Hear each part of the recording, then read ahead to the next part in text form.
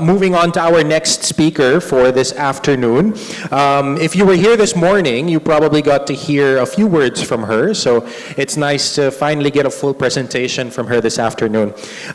So we're about to hear from the perspective of an academic institution known for producing and training outstanding professionals in different fields. So to discuss financial literacy, a privilege, a responsibility, a mission, let us welcome the faculty member from DLSU Department of Financial Management, Ramon V. Del Rosario College of Business, Professor Maria Gemma Balderama-Cruz.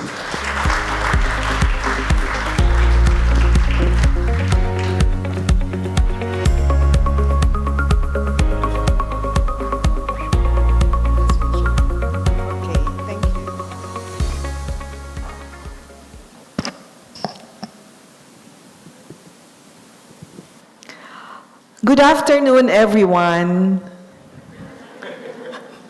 It's actually, it's nice to see some of familiar faces, my students who are present today. Thank you for coming. Yes, of course.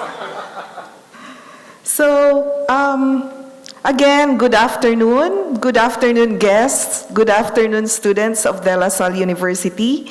It is truly an honor to be here with you today, standing before students of one of the most prestigious universities in the country, the De La Salle University. It's both humbling and exciting. You are part of a community that values excellence, integrity, and service. And today, I want to talk to you about something that sits at the intersection of all three: financial literacy. Now, I know that many of you are studying finance, economics, or business. You are learning the theories, the models, the strategies. You are preparing yourselves to become experts, perhaps future CFOs like me, investment analysts, entrepreneurs, or financial consultants. That is a powerful path. I'm actually a professional lecturer of De La Salle University, but I'm currently working in a corporate, in a company, and I hold the position of first Chief Finance Officer and now the Chief Corporate and Strategic Planning Officer. So moving on, I want to challenge you to think beyond the classroom, beyond the corporate ladder, and even beyond your own bank account. Because financial literacy is not just about personal success, it is about empowering others. It is about using what you know to uplift communities, to break cycles of poverty, and to help others live with dignity and hope. Let me share a bit about myself. I have been a finance professional over 35 years, so I belong to that, what is that? Baby boomers, right? I don't mind at all. I have worked in leading companies here in the Philippines and abroad. I started as an auditor, and through years of dedication and growth, I am a C-level employee. I have sat in boardrooms, led strategic financial decisions, and helped organizations thrive. But alongside that corporate journey, I have always carried a deeper mission to spread financial literacy wherever I go. I'm actually, aside from being a professor, I volunteer to teach, and later on you will see that in the slides.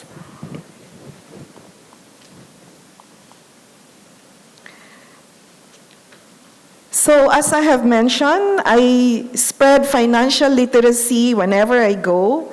And I mean whenever I go, I teach financial literacy in boardrooms and seminar rooms, in auditoriums filled with professionals and students, and in community spaces where people gather to learn and grow. I have worked with groups of mothers, women who earn just enough to get by, who stretch every peso to feed their families. I teach them how to manage their meager earnings. We talk about when to spend, when to save, and when money can grow. We explore opportunities right in their neighborhood, selling food, loading cell phones, or offering laundry services while their children are in school. And for those who cannot yet work because they have young children under 6 at home, I encourage them not to feel stuck or discouraged. Instead, I help them see the value in their role. They can teach their children small responsibilities, good values, and even how to pray. That too is an investment in character, in future citizens, in the next generation. I also work with the youth. I teach them how to manage their allowances, how to save from their salaries, and how to avoid falling into debt traps. I speak to a group of employees, some earning well, but still struggling financially because of poor money habits or high interest loans. We talk about budgeting, delayed gratification, and the dangers of usurious lending.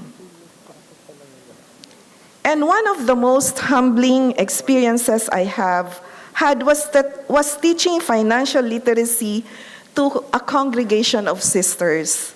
Yes, religious sisters, women who have dedicated their lives to service and prayer. You might think they do not need financial education, but they do. They manage community resources, run school and missions, and care for others.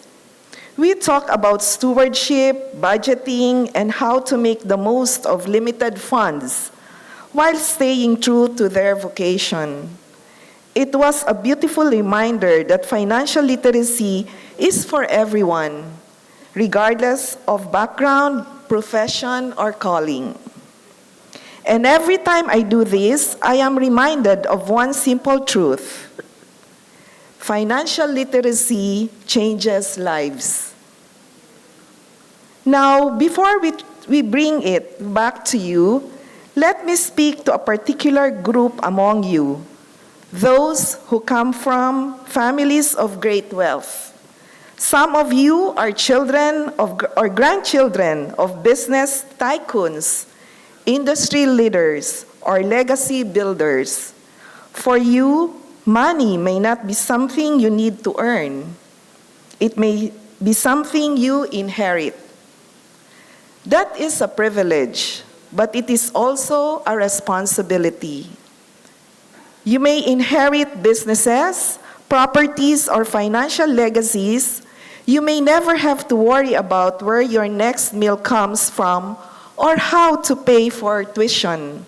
But that does not exempt you from the duty to understand money, to manage it wisely, and to honor the sacrifices that built it. Because wealth that is not understood is easily wasted, and privilege that is not matched with purpose can become a burden. Your parents and grandparents may have worked tirelessly to build what you now enjoy. The question is, what will you do with it? Will you preserve it? Will you grow it? Will you use it to uplift others? Financial literacy is not just for those who struggle.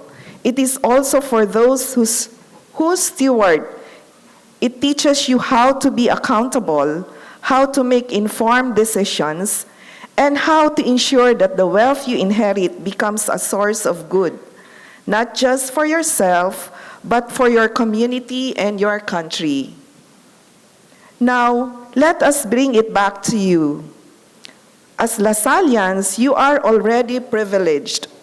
You have access to knowledge, mentors, and opportunities that many others can only dream of. You are learning how to analyze markets, build portfolios, and manage wealth. That is incredible.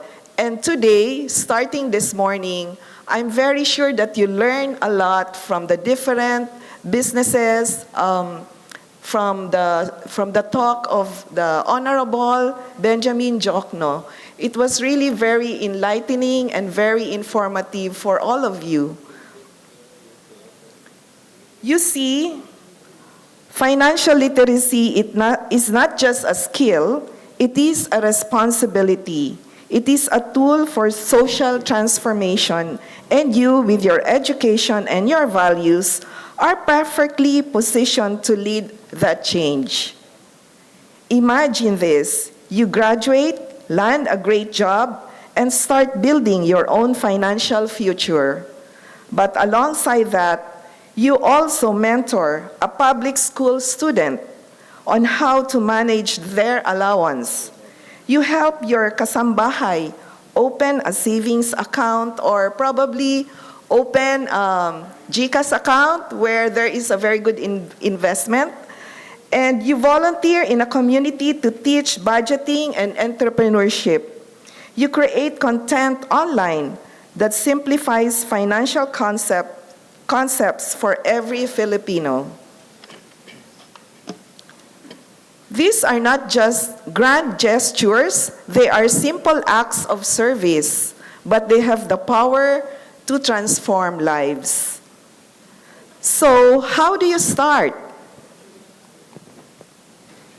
First, master what you are learning. Do not just study for the grades, although for my students, that's your objective. Study for life, understand how finance works in the real world, apply it to your own money, track your spending, set savings goals, learn about investments, build good habits now. Second, look around you. Who in your life could benefit from what you know? Your helper, your younger sibling, your neighbor, your church group. Start small. Start where you are. Third would be intentional. Join or start a financial literacy initiative. Partner with NGOs, collaborate with your professors, use social media to spread awareness. You do not need to be rich to teach others about money. You just need to care. And finally, stay grounded in your values. Financial literacy is not just about wealth, it is about stewardship. It is about using resources wisely, living with integrity, and helping others do the same. Lasalians, you are not just future financial experts. You are future change makers. You have the privilege of education. Use it not just to build your own future, but to shape the future of others. Let financial literacy be your mission, not just for personal gain, but for collective upliftment. Because when you help others understand money, you are not just teaching finance, you are teaching hope, freedom, and possibility. You are helping build lives that are not only financially stable, but also good in quality and sustainable for the long term. Lives rooted in purpose, values, and resilience. Thank you, and may you always live by the Lasalian spirit of faith, service, and communion. Again, thank you very much to everyone. Thank you very much, Professor Gemma. And again, we are excited to hear back from you after this last speaker when we have our panel discussion. So,